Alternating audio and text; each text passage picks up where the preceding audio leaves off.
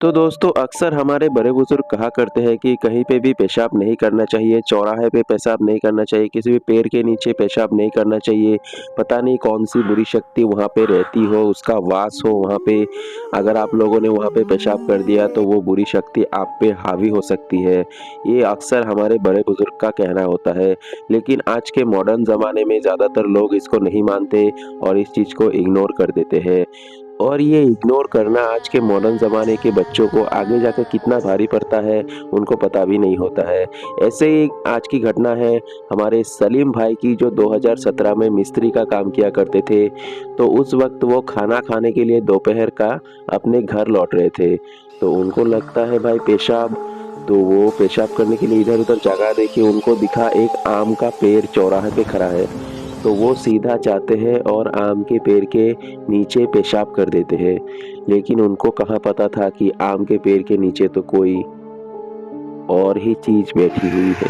तो भाई जैसे ही वो पेशाब करते हैं, वो चीज़ उनके पेशाब के रास्ते से सलीम भाई के अंदर प्रवेश कर जाती है। और सलीम भाई यहाँ पे पूरा सनसना उठते हैं, एकदम उनका शरीर में ठंडी लहर दौड़ जाती है। उसके बाद सलीम भाई अपने घर में ना जाते वापस मुड़ गए और कब्रिस्तान की तरफ जाने लगे।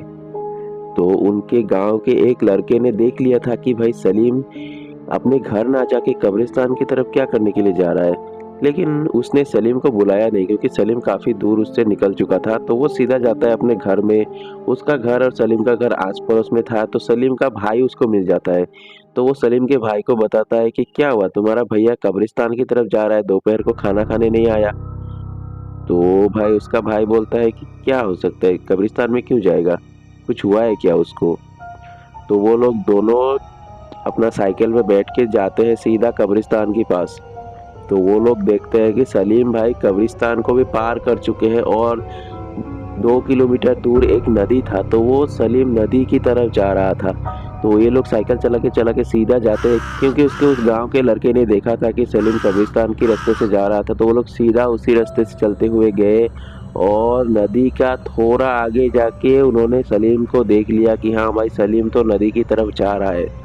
तो उन दोनों ने जाके सीधा सलीम को पकड़ा कि क्या हुआ, तुम कहाँ जा रहा है, नदी का तरफ क्या करने जा रहा है, तुमको दोपहर को खाना खाने के लिए जाना चाहिए था, तुम नदी में क्या करने जा रहा है। तो सलीम की आंखें यहाँ पे पूरी तरीके से लाल हो रखी थी और सलीम ने उनकी तरफ एक गुस्से भरी नजर से देखा। तो उन दोनों को थोड़ा सा शक हुआ कि भाई सलीम को कुछ तो हुआ है। तो उन दोनों ने सलीम को अपना साथ में लिया और पकड़ के लेके आ गए घर में।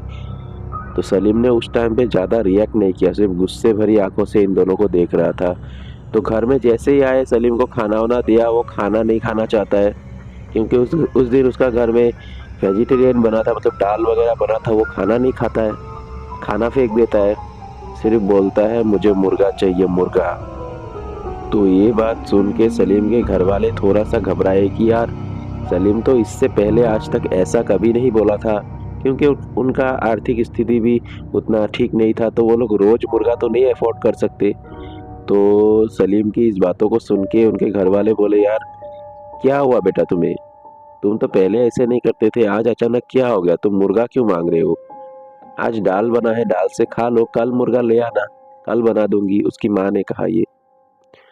तो सलीम भाई अजीब हरकतें यहाँ पे शुरू कर देता है। वो थाली को अपना पैर से लात मार के गिरा देता है और वहां से उठ के चला जाता है बाहर, तालाब के सामने जाके बैठ जाता है। तो उसके घर वाले भी पीछे पीछे जाते हैं, देखते हैं कि सलीम तालाब के किनारे बैठा हुआ है। तो उसको जाके पकड़ के ले आके सुला देते हैं। तो वो उस दिन दोबारा काम पे नहीं गया क्योंकि वो तो काम पे जाने लायक बचा ही नहीं था, क्योंकि उसका अंदर तो कोई और ही चीज छुपा हुआ था जिसके बारे में अभी तक उसके परिवार वालों को पता नहीं चला था। तो रात को उसको सुला देते हैं। सुलाने के बाद रात के 12 बजे उठ के सलीम वापस से दरवाजा खोलता है और बाहर निकल जाता है और सलीम वापस उसी रास्ते से चलने लगता है। तो उसके गांव के एक बूढ़े आदमी ने देख लिया था कि रात के 11 बजे सलीम रास्ते से चलते हुए जा रहा है, क्योंकि उस बूढ़े आदमी का घर रास्ते के किनारे ही पड़ता था। तो वो रात को 11 बजे कुछ करने के लिए, शायद पेशाब वशाब करने के लिए उठा था 11 बजे। वो देखता है कि सलीम सड़क से जा रहा है। तो उसने आवाज लगाई कि सलीम बेटा कहाँ जा रहे हो इतनी रात को तुम और अकेले अकेले। लेकिन सलीम ने कोई भी जवाब नहीं दिया। तो वो सीधा आया, उसको भी शक हुआ, वो आके सलीम के घर के दरवाज़ा खटखटाया, बुलाया। तो उसका भाई, उसकी मम्मी, उसके पिताजी सब बाहर निकले। तो उस बुरे आदमी ने कहा कि तुम्हारा सलीम सड़क से चलते हुए कहाँ जा रहा है? तो वो लोग जाके सलीम के कमरे में देखे, सलीम का कमरा खुला हुआ है, सिर्फ बाहर से ऐसे ही मतलब दरवाजे को खींच के वो चला गया है। तो वो लोग पूरा घबराए, सीधा दौड़ते हुए सारे लोग गए, साइकिल वाइकिल लेके गए।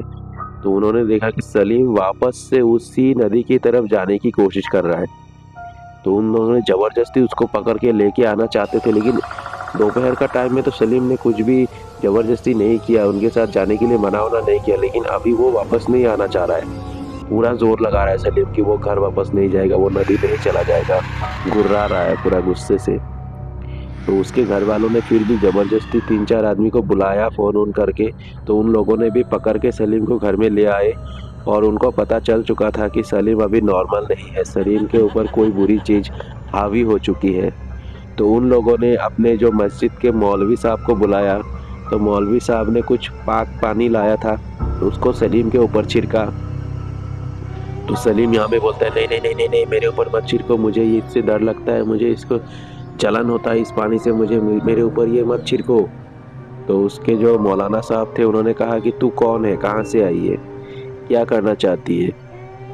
तो भाई लास्ट में उसने बताया कि मैं कुछ, उसने रंजीत नाम बताया अपना, कि मैं रंजीत हूँ, मैं आम के पेड़ के नीचे बैठा था और ये आके मेरे ऊपर पेशाब कर दिया, मैंने इसीलिए इसको पकड़ा है और मैं इसको जान से मार दूंगा।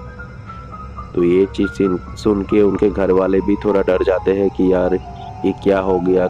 इसको हम लोग मना करते थे कि जहाँ तहाँ पेशाब नहीं करना है, फिर भी ये हमारी बात को मानता ही नहीं है सलीम। तो मौलवी ने उसको कहा कि तुम कुछ और मांग लो और इस लड़के को छोड़ दो, तुम्हें क्या खाना है, तुम्हें क्या पसंद है, कुछ भी बताओ। तो उसने कहा कि मुझे कुछ भी नहीं चाहिए, मुझे सिर्फ इसका जान चाहिए। तो मौलवी ने अपना कुछ क्रिया वगैरह किया, चारों तरफ से उसका घेरा बनाया, घेरा बना के उसको उसको बिठाया और उसके ऊपर पाक पानी छिड़का, कुछ कुछ छिड़का। फिर उस आत्मा को उसने अपना मंत्रों के द्वारा एक बोतल में कैद कर लिया। आत्मा को कैद करके वो अपने साथ ले जाता है और अगले दिन एक तावीज़ लाके सलीम को बांध देता है कि कहीं वो आत्मा दोबारा से उसका ऊपर हावी ना हो जाए। उसके बाद से अभी तक सलीम अपने हाथ में वो ताबीज़ को बांध के रखता है, क्योंकि मौलवी ने साफ-साफ कह दिया था कि जिस दिन तुम इस ताबीज़ को दोबारा उतार दोगे, उसी दिन तुम्हारे ऊपर वो दोबारा हावी हो जाएगी, क्योंकि वो अभी तक पूरी तरीके से शांत नहीं हुई है, वो तुम्हारे आस-पास ही घूमती है। तुम जिस दिन भी इस ताबीज़ को उतारोगे, उसी दिन वो चीज़ तुम्हारे ऊपर दोबारा हावी हो जाएगी। तो आज का वीडियो इतना ही था, सिर्फ आपको एक सच्ची घटना से रूबरू कराना था कि इस तरीके का भी होता है। तो इसीलिए हमारे बड़े बुजुर्ग मना करते हैं कि कहीं पे भी पेशाब नहीं करना चाहिए, चौराहे पे पेशाब नहीं करना चाहिए, किसी भी नाली में पेशाब नहीं करना चाहिए, किसी भी पेड़ का नीचे कहीं पे भी पेशाब नहीं कर देना चाहिए। पेशाब को थोड़ा सा कंट्रोल कीजिए, और जहाँ पेशाब करना चाहिए अपने घर में या फिर कहीं भी पब्लिक टॉयलेट मिले या फिर ऐसा जगह जहाँ पे बहुत सारे लोग पेशाब करते हैं तो वहीं पे करना चाहिए। कहीं पे भी ऐसी जगह में पेशाब नहीं करना चाहिए, पता नहीं वहाँ पे कौन सी बुरी शक्ति का वास हो और वो आपके ऊपर हावी हो जाए, वो गुस्सा हो जाए। तो इसीलिए दोस्तों हमारे बड़े बुजुर्ग हमें मना करते हैं कि कहीं पे भी पेशाब नहीं करना चाहिए। तो दोस्तों वीडियो कैसा लगा मुझे कमेंट करके बता दीजिएगा, और मिलते हैं अगले वीडियो में। अगला वीडियो बहुत ही धमाकेदार आने वाला है, आप लोग थोड़ा वेट कीजिए। तो मिलते हैं अगले वीडियो में, तब तक के लिए गुड बाय, टेक केयर, अपना ध्यान रखिएगा, बाय बाय।